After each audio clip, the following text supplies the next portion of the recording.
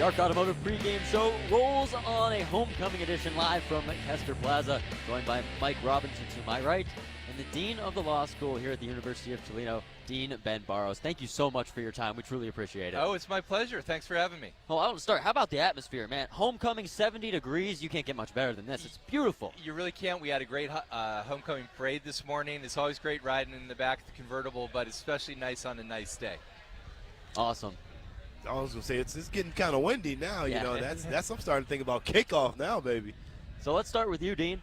Yeah. Your background in law, how'd you get into it, and where did your career really start off at?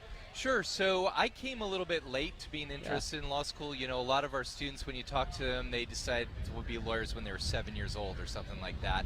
I was more of a STEM kid. I was interested in chemistry and math. Went to undergraduate, and about my junior year, started taking some courses that really piqued my interest in law.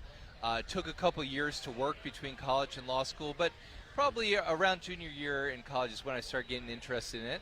And I went to law school in New York City at Fordham and practiced law there, practiced international law at a big firm, and had a great career before getting into the teaching business. Awesome. Did I read as well you spent some time in Pennsylvania? I did. So from New York City, we moved to Pennsylvania, where I taught at a law school in Harrisburg, Pennsylvania. I'm from Erie. Yeah. Oh, right. Yeah, great. Gotcha. And so I had actually never been to Toledo before I interviewed to become dean, and so that was about 8 years ago. I went through the interview process. And boy, I love it in Toledo.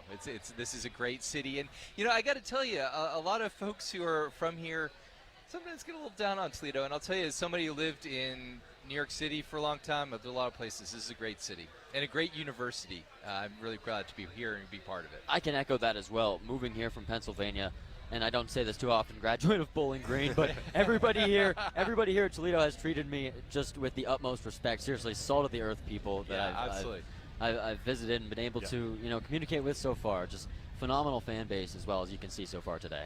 Yeah, absolutely. And so, what is, I guess, the goal of your department this year? Obviously each year there's a new goal. You got a number of kids you want to make sure get through and see their way. Yeah, sure. So the College of Law, we're really focused on student success. And actually, I think the entire University of Toledo is focused on student success. And in law school, that means two things. So law school is a postgraduate doctorate. Most people are pretty together students by the time they get there. But at the end of law school, at the end of 3 years, you got to take the bar exam and then get a job. That's the whole point of law school. I mean, we really embrace that at the College of Law, is to pass the bar and get a job. And so we're continuing to really focus on that, focus on student success. And another thing that really I think makes the College of Law unique is we're a small law school, very intimate law school, so there are national surveys of faculty accessibility, and our faculty always rate really highly on that. Our faculty really care about their students, and we're at a scale where just I, as the dean, I know a lot of students individually. I help them connect with alumni. It's a nice, small, intimate place to go to law school. Now, would you say that's something that separates itself out with the Toledo Law School? Absolutely. I would say that the number one thing, well, maybe I'll just combine those two things into one. We are, more than any law school that I'm aware of, we're really focused on student success. Our faculty are really committed to being accessible to students. They're great. Our faculty are great scholars. They're nationally known scholars. They write a lot of, do a lot of important research. But we all really get that student success is the number one thing. And we also do embrace the idea. It's not the only thing we do in law school, right? Law school is a 3-year professional doctorate. We're not just preparing students for the practice of law or for success on the bar exam, but we understand that's our primary mission, and we're really devoted to it. And I think I often joke that all law schools say that they do that. We actually do that. We actually do what other law schools say they do. And when I talk to my students, they'll often say, oh, yeah, I have some friends from college who are going to other law schools, and it's nothing like this. And we're really proud of that. Well, in your career, where have you seen athletics and law intertwined together? Sure. So sports law generally is a great area, and it's really diverse, right? And so can I just tell you about some of our alums who do sports law, and I can tell you kind of where we're going. So, there are a lot of things that lawyers do. Just the one thing I want to mention is our new outstanding athletic director, Brian Blair. He's phenomenal. He's a lawyer. We can't claim him as one of ours. He wasn't from around here, but he's a proud graduate of the University of South Carolina Law School, I believe. And so you see people with law degrees succeeding everywhere.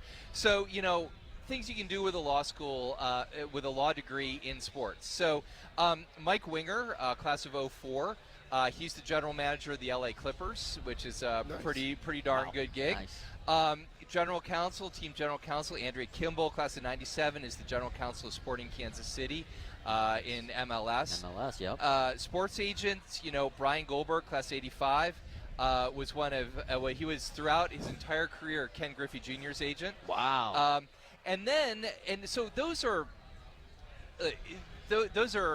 dream jobs, right? Yeah. I was talking with Brian Goldberg once. He said, I always wanted to be a sports agent. That was plan A. I had a plan B, right? But there are jobs that a lot of people go into, and one of them relates to college football and college athletics, and that's NCAA compliance.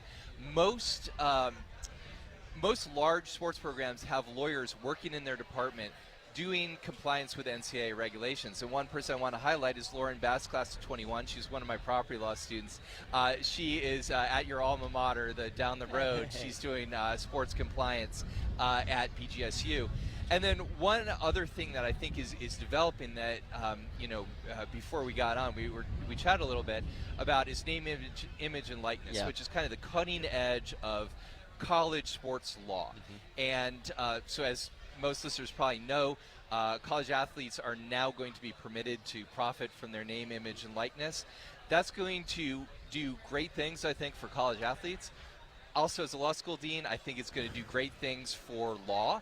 I think that it's going to create a lot of jobs for lawyers. So just like most big-time, or even not necessarily big-time, college athletics programs have law graduates doing sports compliance, I would imagine that the University of Toledo and a lot of other programs are going to have a lawyer on staff doing name, image, and likeness work in the future. Now, NLI is still pretty new, Dean. Yeah. But with your students, do you see a lot of piqued interest going that route? Absolutely. I was just talking with one of our students, one of our outstanding second-year students, who's former college basketball player, right, is interested in this and is really planning on trying to do a career in name, image, and likeness. That is, we have a sports law society, right, of law students who are interested in sports law, and that's certainly, people who are interested in this space are really excited about it. And it's a new frontier. It's not that often that you get a brand new, really exciting area of law for people to practice it. Absolutely. And we were talking off air. I had a sports law class and journalism law class. The sports law class, we actually had to argue an arbitration process. Wow. In MLB, trying to get our player more money. He was injured the entire year. So at the end of the class, it wasn't about if you got him the money. It was about how good was your argument. So we got an A, but we still didn't get him the money. He was hurt. He was hurt the whole year. Yeah. But anyway, that was my taste of it, and just a phenomenal class. Do you see a lot of students from different majors coming to law school after? Absolutely. So one thing that anybody who's interested in law school should know is that there's no major that we prefer. We have people from, I bet in our law school right now we have people from about 30 different majors. Wow. And so it's not just the political science and philosophy majors, right? We have engineers, we have people from STEM backgrounds. One of my students from last year was a professional opera singer. Anything works for law school. And, actually people with the engineering background are really valued. They can get jobs really easily doing patent law, because combining that engineering skill set with the law skill set opens a lot of doors.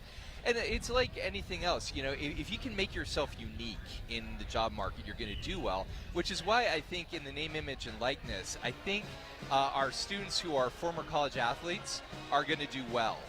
Because if you're talking with a prospective client, an athlete, or their parents, right? And you can say, hey, I was a college athlete, that's going to really help you. Well, the band's fired up. The environment's great here. Let's talk some football, Oh, Dean. yeah, excellent. Let's talk football. So far, what do you think of the Rockets so far this season? What's your outlook for today?